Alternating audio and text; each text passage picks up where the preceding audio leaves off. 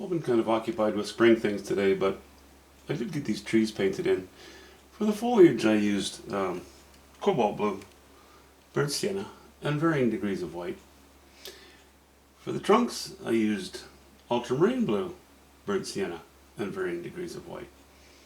Obviously mostly burnt sienna, but on the shadow side of a trunk, not always, but often I'll use a little bit of ultramarine blue just to take out some of the lead from the, well, not the lead, take some of the vigor away from that burnt sienna. And this water here, you know, I was kind of timid. I don't know if I mentioned it or if I was just thinking it, but when I laid in the light across the top here, I was hesitant to put too much more light as we went down.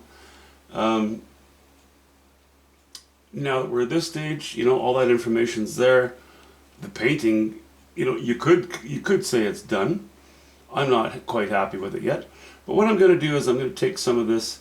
I brought in some more ultramarine blue and yellow ochre and white. Now we're going to go to mostly ultramarine blue, almost all ultramarine blue and white. But we're going to raise the value here. I was initially worried about too much strength down here, but this rock's in the foreground.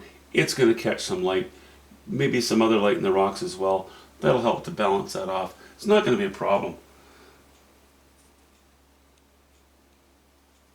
So now I'm going to just fill that in, mixing up a pot right now, which is actually, I was going to say it's a little on the strong side, but maybe not. Actually, it's a little too much. I've got a little too much yellow ochre in there.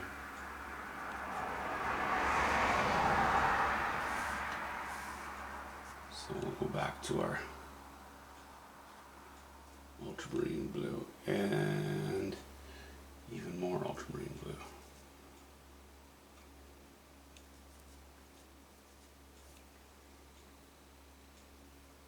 Okay.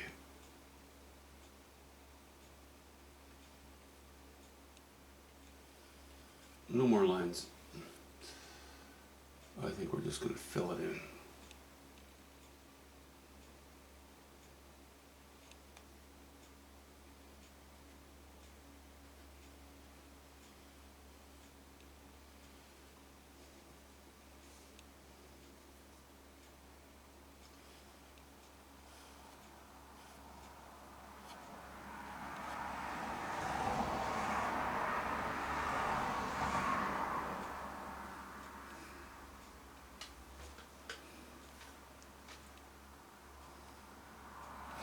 I'll just leave that line there. Yeah, we'll leave it at that. Okay, so that brings in, you know, I'm going to just do this as well. I want to break into that tree.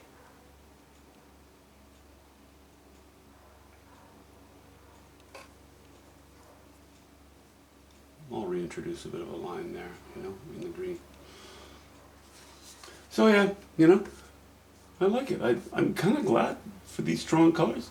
Very complementary, you know, against these, and these against these. Keeps the life going down. You know, I knew you need to introduce, or you need to join that distance with all of its variety and color with the foreground, which is somewhat drab, not in design but in color. So it really helps to dip it in farther if you can get away with it. And now that I have higher values here, I see I'm going to be able to get away with it. So the only thing I have left to do is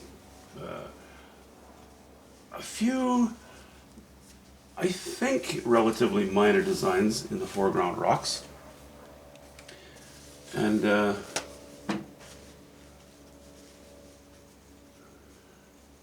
we're going to be done with this one. And after that, if the weather holds, I'd like to go plein air painting with those panels, or with, you know, seeing as I have some 8x10 wood panels. If the weather does not hold, then I might just, well, set them on the easel and paint on there. I've done a lot of huge work over this last year, and I'm really enjoying playing with smaller stuff because you have more of a Well, the risk versus reward is a lot smaller on a painting like something, like this size. So I'm enjoying that. Anyway, I think that's it for today. Not a long one again, but very happy with how little I had to do to bring the painting so close to completion. Hope you guys have a great old day. Actually, have a great weekend. Talk to you soon.